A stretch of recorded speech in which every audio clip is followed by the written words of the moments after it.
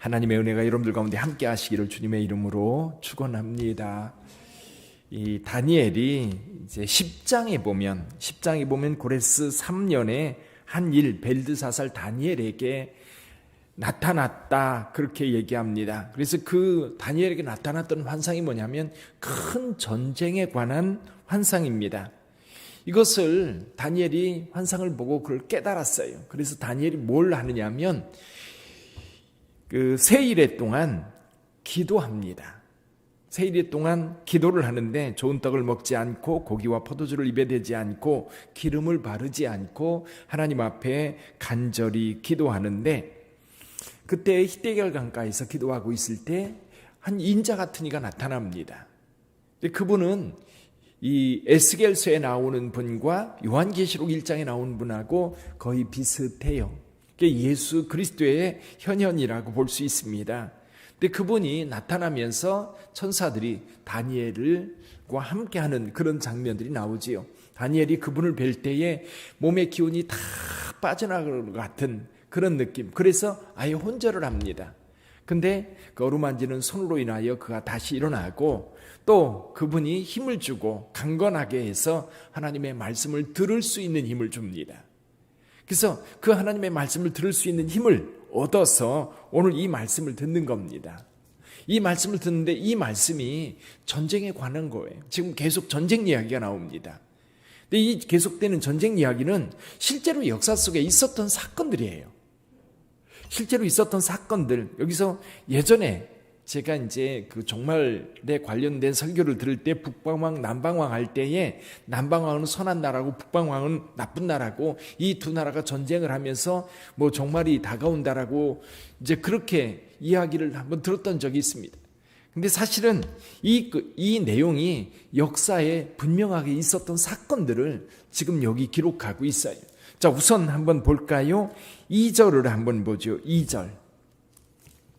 2절을 보면 이제 내가 참된 것을 내게 보이리라. 보라, 바사에서 또 새 왕들이 일어날 것이요. 여기 새 왕들, 바사는 페르시아를 가리킵니다. 여기 새 왕은 누구냐면 이제 첫째 왕은 캄비세스라고 하는 왕이고요. 두 번째는 가우마타, 세 번째는 다리우스라고 하는 왕이 나타납니다. 이 다리우스 때에 이제 그 헬라 제국을 치러 들어갑니다. 헬라 제국. 근데 이제 다리우스가 헬라 제국을 치러 갔다가 실패를 해요. 근데 그 다음에 왕이 또 있습니다. 네 번째 왕은 여기서 이렇게 얘기합니다. 그리고 넷째로 그들보다 심히 부요할 것이요 그의 부요함으로 강하여진 후에는 모든 사람을 충동하여 헬라 왕국을 칠 것이며, 이 왕이 아수에로거든요. 아수에로가 어디에 나오지요? 에스더서에 나옵니다. 에스더서 왕이 아수에로 왕이었어요. 이 아수에로 왕이 이 헬라 제국을 칩니다. 대군을 이끌고 헬라 제국을 치다가 이 헬라와 전쟁을 했는데 그 전쟁에서 패하게 되죠. 그 전쟁에서 패한 유명한 전쟁이 뭐냐면 마라톤 전쟁입니다. 마라톤. 이때에 이 헬라와 이 그 아합세로 왕이 전쟁을 벌여서 헬라가 이깁니다. 그때 한 병사가 42.19km를 달려와서 갔노라 보았노라 싸웠노라 이겼노라 그런 유명한 이야기를 했다는 얘기가 나오죠. 그래서 거기에서 마라톤 전쟁을 통해서 여기 헬라 왕국을 칠 것이요 라고 하는 헬라와의 전쟁까지 이야기가 되어 있고요. 그 바로 다음에 나오는 장차 한 능력 있는 왕이 일어나서 큰 권세로 다스리니, 여기 한 능력 있는 왕이 누구냐면 알렉산더를 가리킵니다. 헬라의 알렉산더, 큰 왕이지요. 이 왕이 기원전 334년부터 이제 정복 전쟁을 시작해 가지고 323년까지 거의 10년 동안 전쟁을 벌이는데, 이 인도까지 거대한 제국을 점령했는데 중간에 죽어요. 죽으면서 이 사람이 여기 이렇게 표현하고 있어요. 일어나서 큰 권세로 다스리며 자기 마음대로 행했다. 그러니까 어디를 가든지 점령하는 거예요. 어디를 가든지 짓밟는 거지요. 그런데 그렇게 자기 마음대로 행하던 큰 권세를 가진 이 왕이 갑자기 죽어요. 4절에 보면 그러나 그가 강성할 때에 그의 나라가 갈라져 천하 사방에 나누일 것이나, 천하 사방에 나누인다. 네 나라로 이 헬라 제국이 나누어집니다. 근데 알렉산더는 자녀가 없어요. 젊은 사람이었거든요.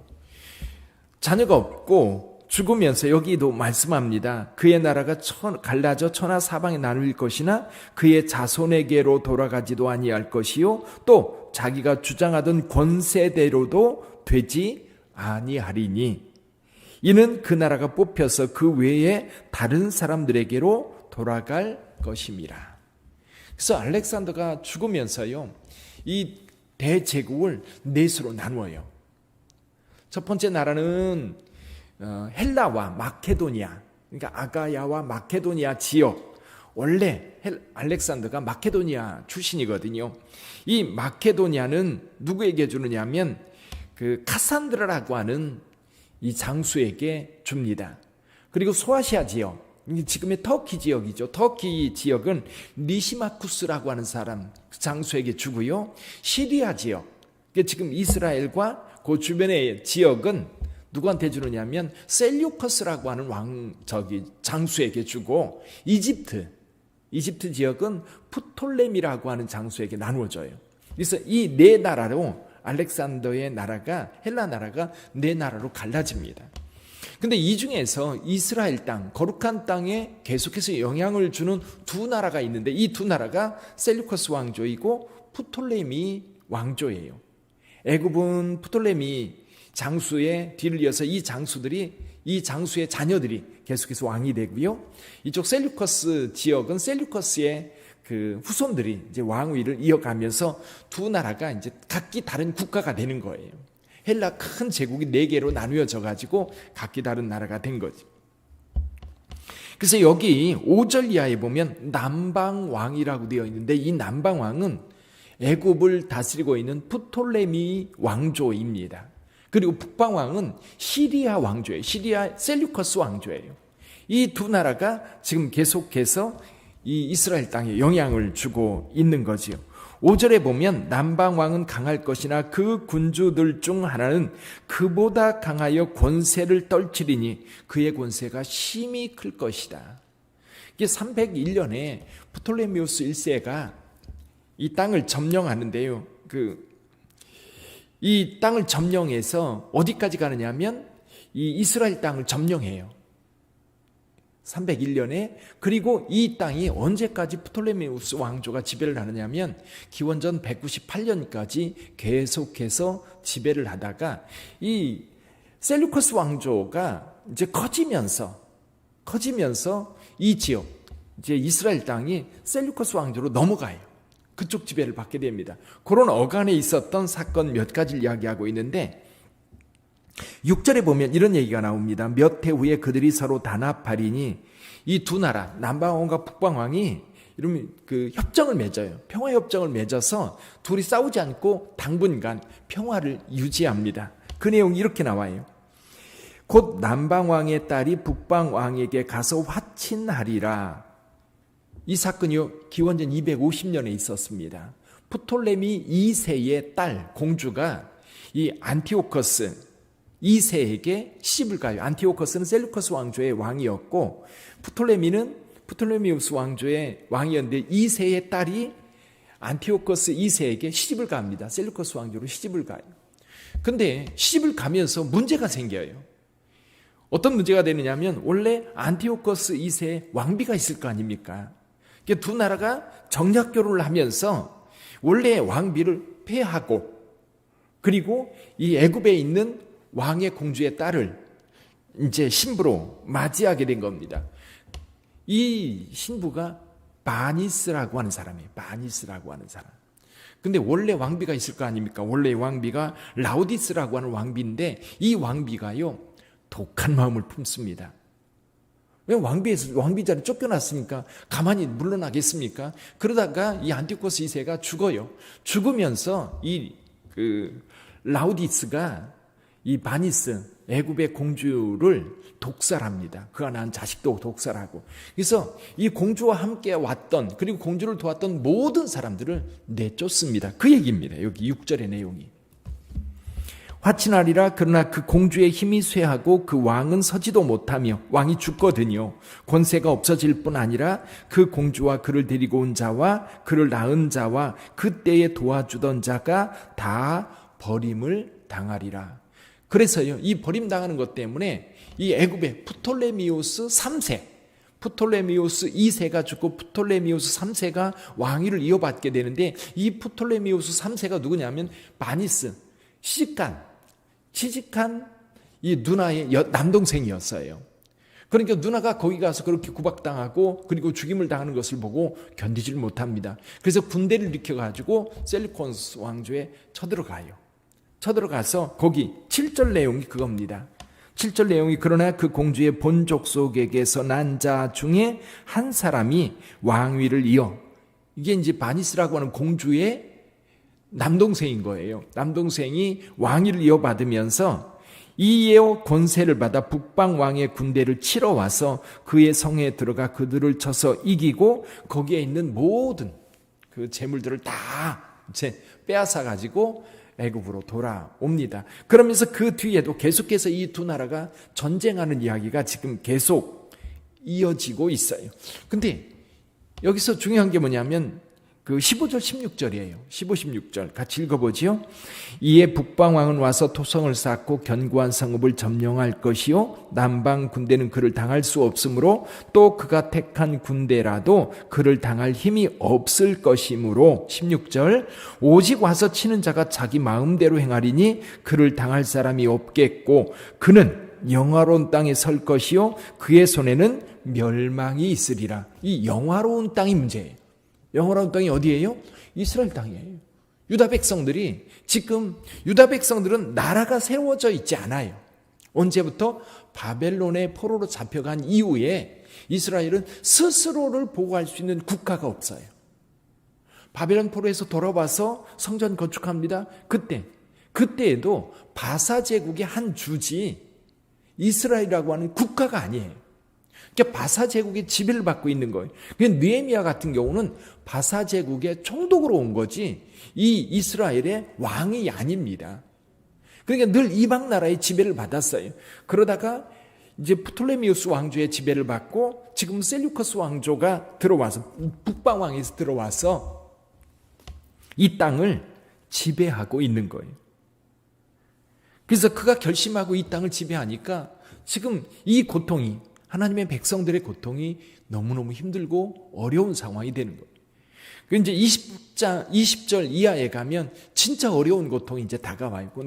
다음 주에 같이 나누기로 하고요. 여기까지의 말씀을 우리는 두 가지로 나누어 생각해 볼 수 있습니다.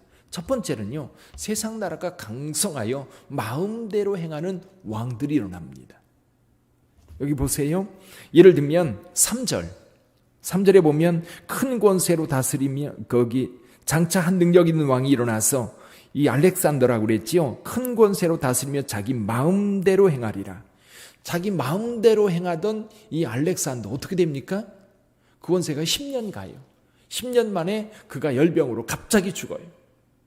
그러니까 세상 권세라고 하는 것이요, 그렇게 강력한 힘 있는 것처럼 가지만 얼마 못 가서 무너져서 사라져버려요. 지금 다니엘서에서 계속 얘기하는 게 그겁니다. 느부갓네살이 환상을 봤었죠. 어떤 환상? 머리에 황금으로 되어 있고 가슴과 팔은 뭘로? 은으로 되어 있고 배와 넓적다리는 노수로 되어 있고 종아리는 철로 되어 있고 발은 흙과 진으로 되어 있어요. 그래서 이 황금으로 되어 있는 것은 이 바벨론 제국, 그 다음에 바사 제국, 그 다음에 헬라 제국, 그리고 그 다음에 무섭고 흉한 그런 나라들이 일어날 거라고 하는데 그 나라가요 모두 일어났다 사라지고 일어났다 사라지고 일어났다 사라지는 거예요. 또 다니엘이 환상을 보죠. 바다에서 무서운 짐승들이 나오는 그런 환상을 보는데 사자 같은 짐승, 공 같은 짐승, 헬라 같은 짐승, 표범 같은 짐승, 또 하나가 나오죠. 무섭고 흉한 짐승이 나와요.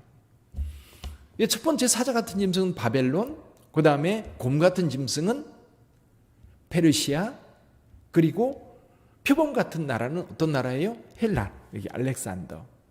그리고 그 뒤에 무서운 나라가 또 일어나죠. 그러니까 이 인류의 그때 당시 중동의 역사를 이야기하면서 그 역사를 통해서 다니엘이 무슨 얘기를 하고 싶은 거냐면 세상 왕들이 큰 권세를 가지고 세상을 자기 멋대로 하지만 그게 얼마 못 간다는 거예요.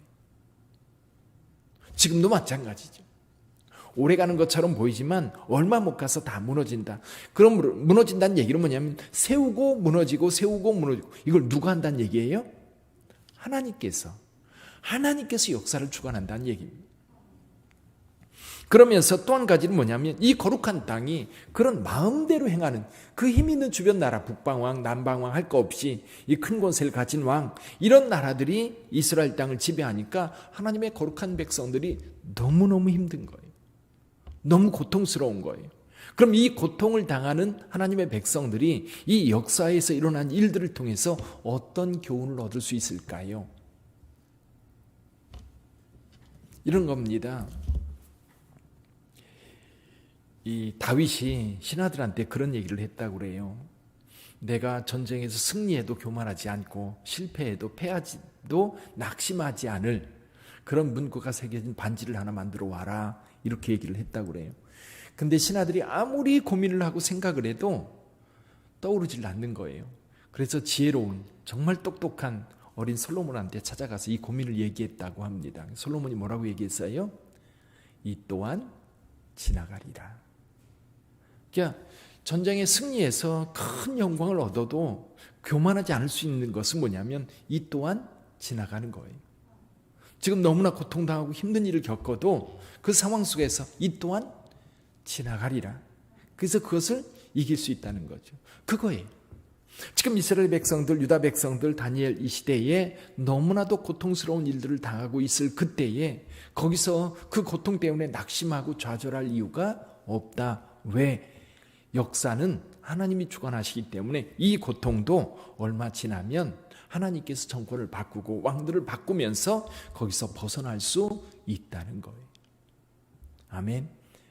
여러분들이 힘들고 어려울 때에도 하나님 앞에 깊이 기도하면서 하나님의 뜻을 묻고, 그리고 그 고난 중에서 하나님께서 말씀하시는 거 뭔지, 그리고 그 고난을 하나님께서 어떻게 나로 하여금 이기게 하시는지 믿음을 가지고 지켜보면 하나님의 역사가 거기에 나타나는 거예요. 교회도 그렇고요, 여러분 개인에도 그렇고요, 국가도 그렇고요. 국가를 주관하시는 하나님, 여러분 개인도 하나님의 역사가 있는 줄 믿습니다.